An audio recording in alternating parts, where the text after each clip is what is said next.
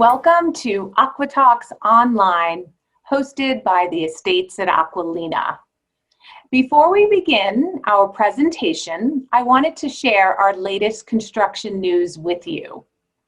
We are only 15 weeks away until the boutique tower for the Estates at Aquilina tops off. Our South Tower has already topped off, as well as Villa Aquilina, our incredible amenities building, which will have ice skating, bowling lanes, a movie theater, and so much more for our residents. The Estates is on track for the South Tower to be completed in summer 2021 and the boutique tower in 2022. We're now one step closer to completing the Estates at Aquilina, the world's finest residences.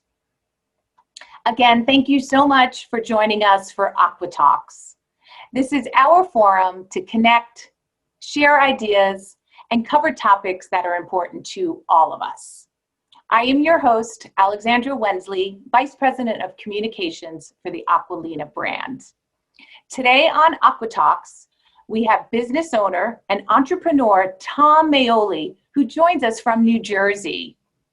Tom is also a real estate developer, new car dealer, and branding expert. He's the former founder of a global logistics company. He's been a frequent guest on Fox News, has appeared on Inside Edition, CNN, CNBC News, and the BBC. He is also the host of Tom Maoli Go Big or Go Home radio show on iHeartRadio, WOR 710. Tom gives listeners the motivational tips and discusses topics including wealth building tips, investing, and real estate. Tom is also part of our Aquilina family and has a home at the Mansions at Aquilina and is one of our new buyers at the Estates at Aquilina.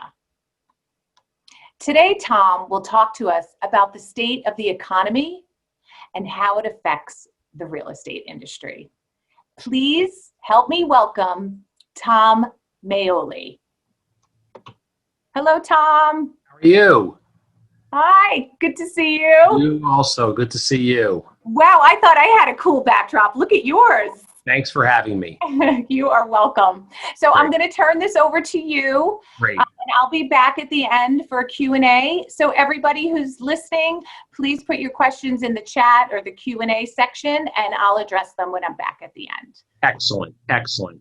So obviously, full disclosure, I want to tell everyone, as previously said, I am an owner at the Aquilina Mansions. Absolutely love it there. We'll get into that. We'll talk about that. I'm in the process of purchasing at the Aquilina Estate, which is very exciting. It's an incredible, exciting property.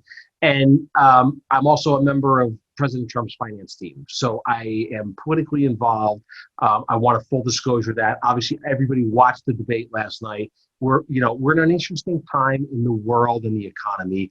We're in an election period, and there's we're subject to a lot of changes. And listen, 2020 was an interesting year, not only for real estate but for business. And COVID-19. I mean, every single person had to deal with COVID-19. We're still dealing with it. As realtors, you're dealing with the challenges of how do you sell properties? How do you show your customers properties? How do you get listings? Because people don't want to have you in your home because they're afraid of COVID-19. We had major layoffs, furloughs, job losses, people with no income and no ability to get financing and banking. But as the world turns and the American economy always comes back, we're in an upcycle. Whether or not President Trump gets in, whether or not Vice President Biden gets in, we're in an upcycle. And people are concerned about what happens if Biden gets in and Trump doesn't get in, because we had this great economy prior to COVID-19. And what's going to happen if President Biden gets in and the Democrats get in and they're going to change the economy and they may clearly raise interest rates and taxes. What's going to happen? Well, I think, as a businessman and entrepreneur, and a real estate investor of my own, you have to look at history. And history repeats itself. Under the Democratic rule of Bill Clinton, we had one of the greatest economies in the history of the country. Yes, they spent a lot of money. Democrats spend. They'll get the infrastructure bill put in place. If Biden gets in, things will start rolling again. Infrastructure will be put in place, and the stock market will continue to rise. There's trillions and trillions of dollars that are on the sideline, especially with COVID, that people pulled out. They need to invest it somewhere. They need to put it into an investment. You can't just park money in a bank anymore at 1% and pay tax on that. You have to put it to work, and you have to invest it somewhere. And there's, historically, there's only 2 inflation hedges in the history of America since Alexander Hamilton created the financial system that work. And one of them is the stock market, and the second is real estate. Real estate has been the greatest hedge, inflation hedge in the history of this country. So, when you talk about realtors and selling properties, there's 2 million real estate agents in the United States of America. 67% of those are women. There's 701,000 homes that were sold in 2019. Our inventory is short. We're in a cycle right now where housing is short. We need more inventory. So as a realtor, I think that, most realtors are in a position to strike right now, line up their clientele, get their listings, get their properties out on the market, and people are paying premiums. It's interesting. And obviously you're in a Florida market, but in New Jersey right now, people are fleeing from New York. They're fleeing from the major cities because of COVID, and they're bidding on properties. There's bidding wars going on. And I was just down in Miami this past weekend at the AcquaTalks Mansions, one of my favorite places in the whole world. And, I was talking to some people there, and the same thing's going on in Florida. There's bidding wars for homes. They come on the market and they sell immediately. Why? Well, number one, you have people that are fleeing from areas.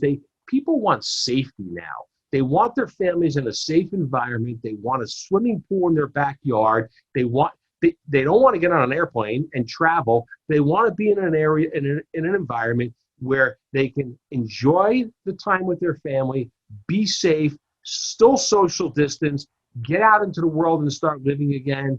And, this may sound like a sales pitch, but the AcquaTalks is one of the best places, on the Miami Strip to do that. I mean, when I started researching properties, I originally had a home in Palm Beach, and I was on South Ocean Boulevard, 1 block south of Mar-a-Lago, and fabulous piece of real estate, incredible location. But, I decided I was going to sell that, and I was going to come to North Miami. My kids wanted to be where there was more action and restaurants and things going on and more nightlife. And I took a weekend out, and I went from the tip of Miami all the way up through Sunny Isles, and I saw 60 properties. And when I got done seeing 60 properties, the last one I saw was the AcquaTalks. And when I walked in, it was like it took my breath away. It was like home. I'm in the service business. I started a global logistics company in the early 80s and grew it. I had 750 warehouses around the world. I service field engineers with on-site critical spare parts for medical and technology companies. And we had to be on site in 4 hours and 2 hours and make sure we got those parts to those engineers so they could fix the computers, fix the medical equipment so that these businesses could keep up and running. And we did this globally. But, when I got out of that business and I sold that, and I was always in the real estate business, I got into the car business, and I took a car business and I turned it into a hospitality business. And everybody said to me, I would go to meetings with Lexus and BMW and Mercedes-Benz, and they would say to me, how do you do the sales that you do? And how are your service departments booming like they are? How did you turn these dealerships around? And, I kind of joked with one of the executives from Lexus, and I said, I'm not going to tell you because then you're going to tell everyone else. But What it really is about is hospitality. We're in a hospitality. When you're in a service business, you're in a hospitality business. Just you're in a real estate business, you're in a hospitality business. Your job is to service that customer and make sure their needs are met. Be there on time. Be there when they're available, not when you're available. And when it comes to hospitality, the Aquilina there's none better. I mean, when you walk through the Aquilina and every single person that works for that residence touches you, and I don't mean physically touches you, ask you, can I help you? Ask you, can I get you a bottle of water? Ask you if there's anything that you need. Carry your bags up to your door. Help you move furniture around. Change light bulbs. That's hospitality. That's hospitality. When you go there and you realize that you're important, you mean something to these people, that's hospitality. And that's part of my success, and that should be part of the success of the realtors that are out there selling these properties, because at the end of the day, anyone can pick a real estate agent from anywhere. You could pick up the phone, you can go online and find a real estate agent anywhere. I mean, I don't wash my own cars because I own car dealerships, but you know, used to go into the car wash and there's realtor cards hanging up there, and you pick a card up and you call a realtor. It's about hospitality. It's about making a connection with that customer, and it's about letting that customer know how important they are. You know, we're in an economy right now where we're coming out of COVID. You know, our GDP was down 31.4% last year, but it's coming back strong. It's coming back very strong. You know, and being in Florida, the benefits of Florida are astronomical. You know, we're in an economy right now when I want to get back to Florida, but when the election happens, whether it's Trump, whether it's Biden, I believe we're going to have a booming stock market. There's trillions of dollars on the sidelines that need to go to work. You're going to see construction. You're going to see infrastructure. You're going to see new buildings going up all along the strip in Miami. You're going to see them going up in other areas of Florida. Florida is the place to be as far as I'm concerned. You know, when you look at places like New York, New Jersey, Connecticut, the tri-state area, where everyone used to flee to, and Florida was a place to go on vacation. California, you know, these places can't survive anymore with the tax rates that are in place. You know, the governor of New Jersey just put in place a new tax law that not only do you have to pay 9% state tax, but if you make over $400,000, you have to pay an additional 10%. So you're paying 19% state tax. So why would I want to live there? Why would I want to penalize myself for being successful? Where do you go? You know where you go? You go to Florida. Florida is the place to be. And you know, we're talking about zero state tax. We're talking about 6% sales tax versus in some areas 6.5%, 7%, upwards of 8% sales tax. And people are fleeing to Florida. It's clear what's going on when you go down there and you see the cranes and you see these properties being built, and they're being built day in and day out, and entitlements are being had. The state, the structure of the governmental body of Florida is set up properly. It's set up for growth. It's set up for upwardly mobile people who want to be involved in building their careers, growing and building. You know, you have taxes, you have weather, you have quality of life. It's clearly the place to be. So as a real estate agent, clearly you have to worry about what's going to happen in the economy, what's going to happen to the real estate market. The first thing you have to worry about is what's going to happen to your customer and how these things are affecting your customer. And yes, COVID hit, but you know, we're in a spot now where unemployment has recovered.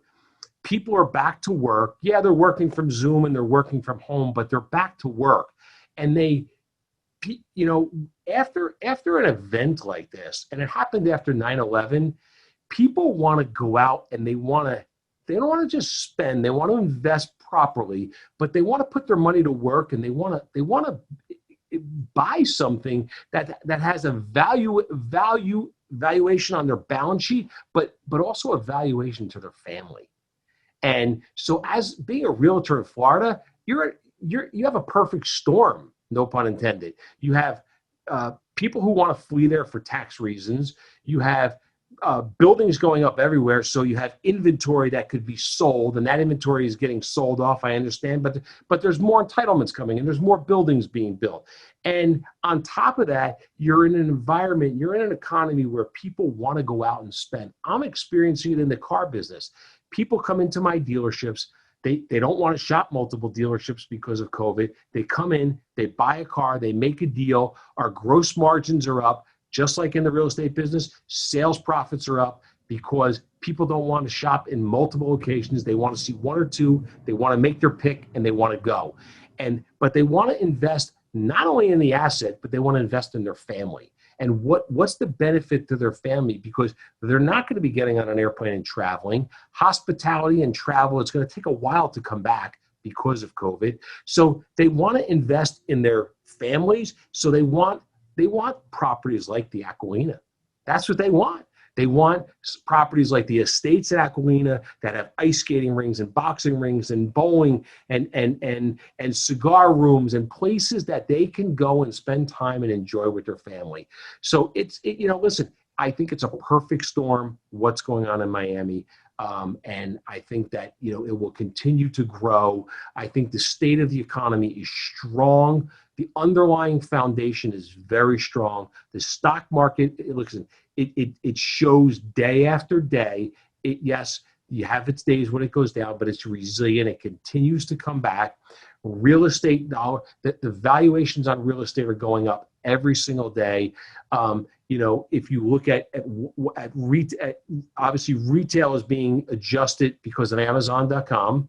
Everyone's getting packages to their homes and delivering. So if you're in the retail business, things aren't so bright in the real estate business. But the housing business, we have a housing shortage. And, it's interesting because we have a housing shortage in the midst of a administration where the president of the United States has basically shut down immigration. What's going to happen if Biden gets in?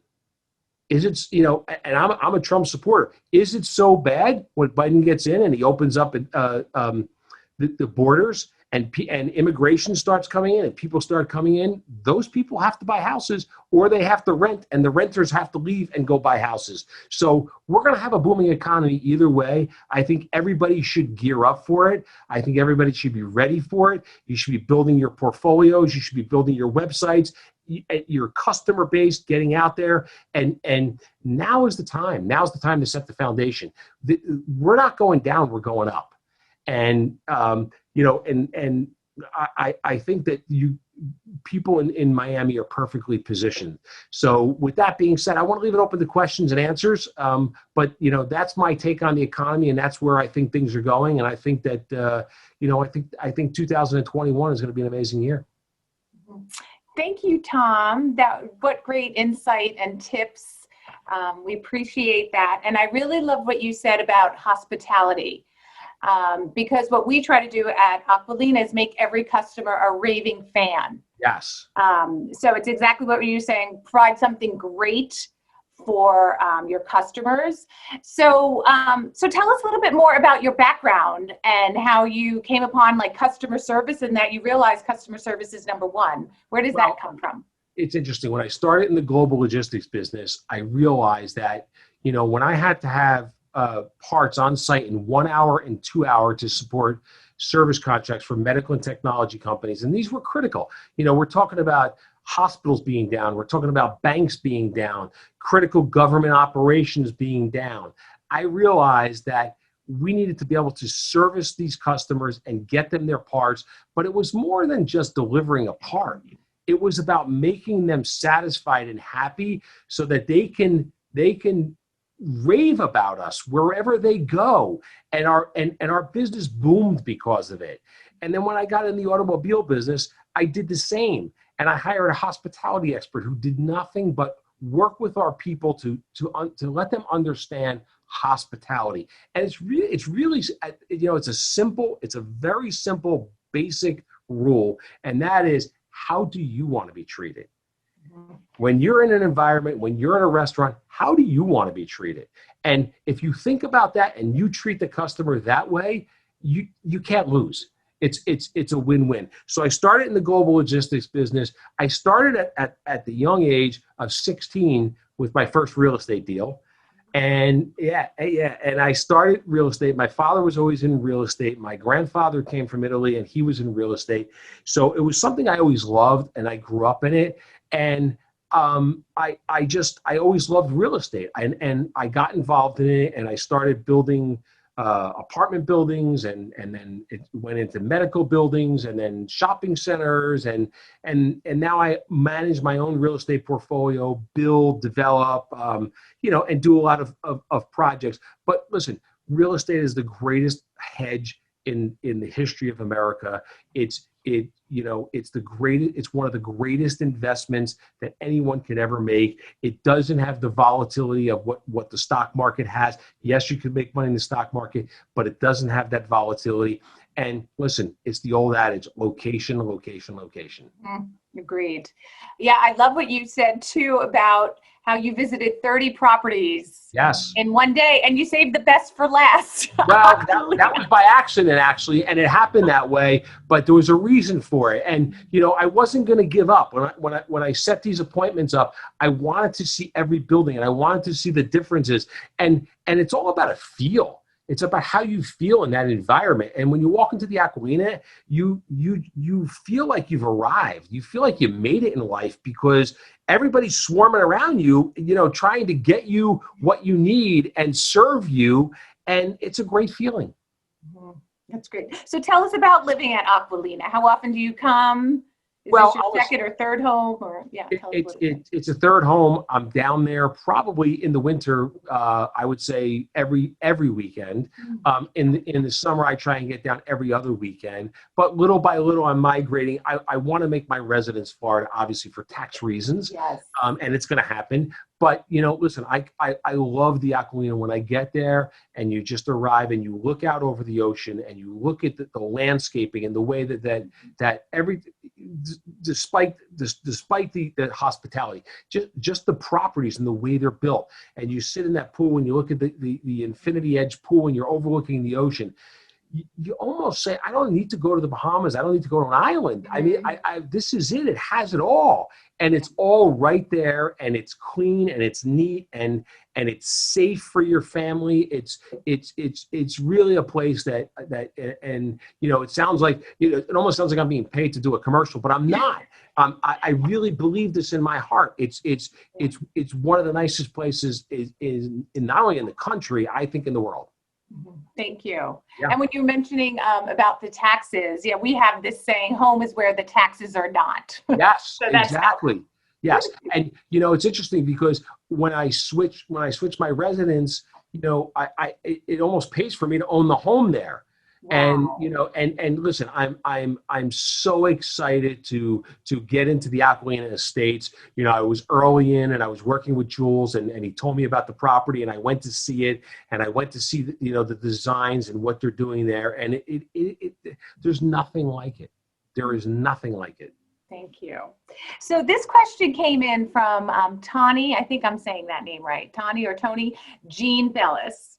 And they would like to know how to attract and build a luxury real estate business and clientele. And also, how would you do this in a new city? Well, interesting. Obviously, it's real estate from an agency standpoint. If you're a real estate agent, and it's interesting because I know a lot of real estate agents. I'm in the business. I'm in the real estate business. I know a lot of people in that own real estate that are brokers. So I understand the business very well. It's about relationships. You have to be out there building relationships with people that are wealthy, successful, who can network. Networking is very important because one person hands your card to another person who hands your card to another person. And before you know it, they say, that's the person to go to. They'll take care of you. And there goes the hospitality connection. They'll take care of you. You have to take care of your customer. You need to be available when they're available, not when you want to be available. It's day or night. It doesn't matter. When I first started in business, it's interesting. When somebody would call me with a delivery, I would be like, it doesn't matter what time of night it is. We're going to do it. It doesn't matter. And it's when I closed on my Lexus store, I bought my first Lexus store. I'll never forget this. And it was a Friday night. The closing was late. I got back to the Lexus store from the lawyer's office, and they were closing up. And I had just met all the employees, and the general manager was there, and he was locking the door, and there was some people looking in the window. And it was an older couple, and they were looking in the window. And the general manager said, "No, I said, "We're closed. We're closed?" I said, No. There's new ownership. We're not closed. I said, "Let them in." And they bought a car. So that's what it's about. It's about going that extra mile, but networking is important. You have to network. You have to get your name out there, and you have to build trust within a group of people who can spread your word. Mm-hmm. Mm-hmm. Very good. So the current times we're in, very difficult times. So what lessons have you learned from the COVID-19 pandemic? Well, the first is obviously everyone, whether you're in a restaurant business, the hotel business, the car business, it doesn't really, the real estate business, everyone was in this position where they were forced to furlough people. Businesses were shut down. Doors were closed. You were forced governmentally to shut down, and you had no choice but to lay off people to cut your expenses and payroll. So what we've learned in that process is by bringing the people back is that we didn't really need them all to begin with. So we brought back 80% of the people. When we got to 80%, we realized that we're servicing the customers and doing the job with less people. And, that doesn't sound too good, right? Those people lost their jobs. But in the reality of it is when you're running a company, it's a very interesting philosophy and thought process. And sometimes you have to really sit down and think about this. Is you save the other 80% is really what you're trying to do. So you cut your finger off to save your arm. But we have a placement service. We went out and helped those 20% people find jobs, get them into other locations. But what we've learned is that you have to run lean and mean. And when you run lean and mean and you keep your expenses down, you can make a profit. And I tell my people all the time that work for me, I tell my employees, do not mistake activity for profit. You need to make a profit. If you're selling a piece of real estate and there's a commission, you need to make a profit. Everybody wants to negotiate the commissions and they want to push their commissions down. It's great. You can negotiate a commission. I can negotiate how much I'm going to make on a car deal when one of my people sells a car. But at the end of the day, you still need to make a profit. There's expenses, there's overhead, and the lower you keep your overhead, the more profit you'll make. That is the lesson that everyone should learn. Okay, thank you. So going back to real estate, yes.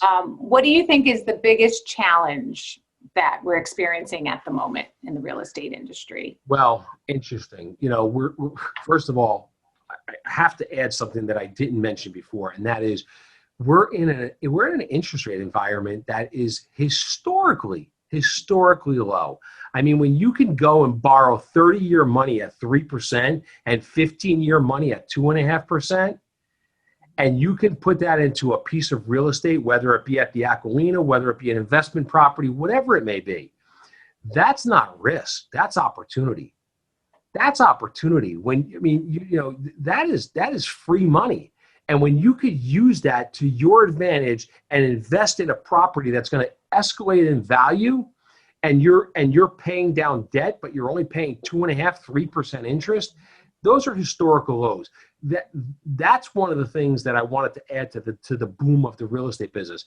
If you want to ask me what the challenges are in the real estate business, I think it's entitlements.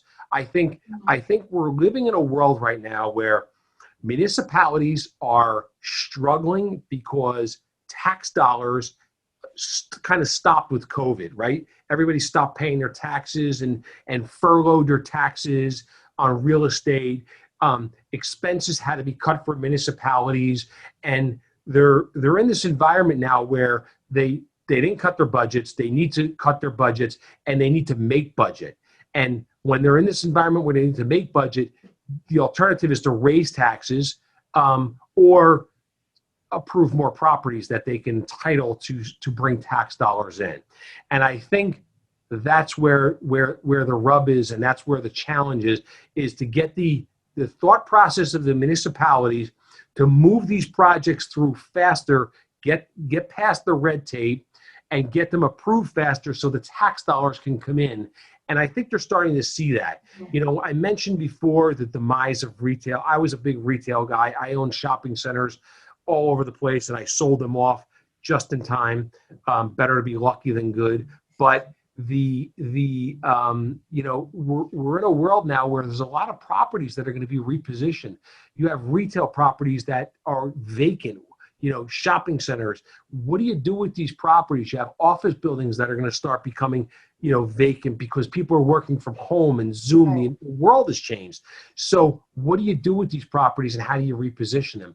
They're going to have to be repositioned into residential properties, and the municipalities don't get that, but they're starting to see it. They're starting to realize, wait a minute, I can't force someone to make an office building when they can't rent it. I can't force someone to make a shopping center when there's no tenants. So they're starting to get that, and there's going to be a turn. And I don't know where it is. I don't think it's there yet.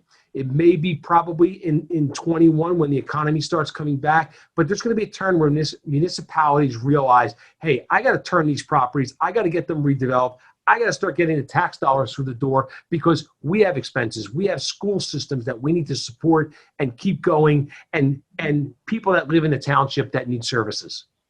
Mm-hmm. Okay. So for our real estate brokers all on this call, a lot of their customers are saying, we want to wait. We don't want to close now. We want to wait until the election. So what should they be telling their customers so they can close right now? Well, everybody, most people live in fear. They're living in fear of the election. They're living in fear of the economy. And as a real estate broker, I think I can only do what I tell you what I would do. I would be selling the low interest rates. If the Democrats get in and Biden gets in, interest rates are going to go up. Why would you want to take that risk? That's a bigger risk. If you can get 3% now and they go up to 5%, that's a big jump in your payment. Get in there now, lock it in, and get it closed. The election is not going to change anything. As I said before, under the Democrats, I'm a big Trump supporter. I'm a friend of President Trump's. I can tell you right now that under the Democrats, under Bill Clinton's presidency, we had one of the greatest economies in the history of the country. The economy is not going to crash because the Democrats get in. Okay, good. So this question also came in. What will you tell young families moving from the Northeast about making the transition to South Florida, and how will it be beneficial to them? Oh, I think it's really simple. I think they should just pack up and move. Just get out of here. Just get to South Florida as fast as you can. And I say that facetiously because I mean it. I mean the benefits are quality of life. The quality of life in South Florida is second to none. It's just absolute. I mean, listen, you're there, you live it every day. The realtors that are on this Zoom understand they're there every day. They're there for a reason. It's gorgeous, and the quality of life is second to none. You don't have to deal with snow. You don't have to deal with the issues that other areas of the country have to deal with earthquakes. Yeah, you have hurricanes once in a while, but South Florida is the place to be. Yes, clearly anybody that moves from an area, there's a transition, and obviously with families, it becomes harder, and children to get them adjusted. But I'm not so sure that I know one child that wouldn't want to come home from school and their backyard is a swimming pool. True. Agreed. I have 2 boys my own. I 100% agree. So what has helped you to get where you are? You're so influential and effective and in the forefront. So what advice can you give to all of us? Well, the advice is take risk. Take quantified risk, analyze your risk, think about what you're doing. But at the end of the day, you got to take that risk. You can sit on the decision all day long, and if you never make the decision, you're never going to get to the next level. You have to take that risk. And you know what? Sometimes you'll figure it out. because when you get out there and you take that risk, things come at you. And when you learn how to figure them out, it's my analogy would be is, you're in the Army, and when you're out there and you get out in the field and people are attacking you, the first day you get out there, you think you're going to die. And then all of a sudden you realize how to protect yourself and how to do things and how to get out of these situations and move your ball forward down the field so that you could score a touchdown. You have to take risk. You have to get out there and listen, in the real estate business, I always say my daughter just graduated college. And congratulations. That's great. Her major was entrepreneurship and a minor in business and finance. Wow. And she's doing real estate development. That's what she wants to do. And I don't know where she got that from, but that's you must be proud. I am very proud. I'm working with her every day. So I tell her, listen, you can analyze a property up and down. You can run the numbers on a spreadsheet 10 times, 20 times. But there comes a point when you have to say, I'm taking the risk. I'm going to do it. I'm going to figure this out. And and as a realtor, and I give this advice to my own daughter who hasn't taken it yet, by the way, is you're in a better position than anyone else. You have the inside track on properties that haven't even hit the market yet. You're taking the listing. So get out there, look at properties, run the numbers, whether it's the Aqualina, buying a condo as an investment, as a rental property, or whether it's a multifamily or whatever, take the risk, make the investment. Interest rates are at all-time low. It's the greatest inflation hedge of the history of the country, and it is the only business where someone else is paying down your debt. Mm-hmm. It sounds easy, but it's hard. Nothing's it's so easy. Hard. Nothing's easy, but it's a matter of you got to have the desire and you got to work. Right. Yes. Right. So is there anything else that you want to share with the brokers out on call? Any other important tips or insights? You gave us so much already. No, I think, if I weren't a car dealer and I weren't doing real estate development, I'd probably come to South Florida and be a real estate broker, because it's amazing. You're outside all day, you're walking customers around, but I think you need to take advantage of that. We're still in a great economy. Interest rates are at an all-time low. You have people fleeing to South Florida because of taxes. You have beautiful properties being built. You need to take advantage of that. You need to, as I tell my people in the car business, is when we have sales meetings and I speak at them, is if you're going to make 10 calls today, before you go home, make 11. One more call, just one more call. And that one call could be the customer that's going to buy the car. That one call could be the customer that's going to buy the condo, buy the property, and hand your business cards to 10 other people. All right, I love it. Yes. Positivity, that is great. Well, thank you, Tom. That was incredible. Some people are adding into the chat saying they really enjoyed it. Thank you so much for your time, because I know you're so busy, and I've watched so many of your TV segments on Fox News and Inside Edition, and you are highly sought after. Thank you. And it's a pleasure, and it's always a pleasure to talk about the Aqualina, because I believe it is the best property in South Florida. Okay, thank you. Thank you so much. We look forward to seeing you. I hope we see you on your next visit. Thank you again. And to our audience, thank you for joining us. Please stay safe at your homes, and we will see you for next month's AcquaTalk. Bye, everyone. Thank you.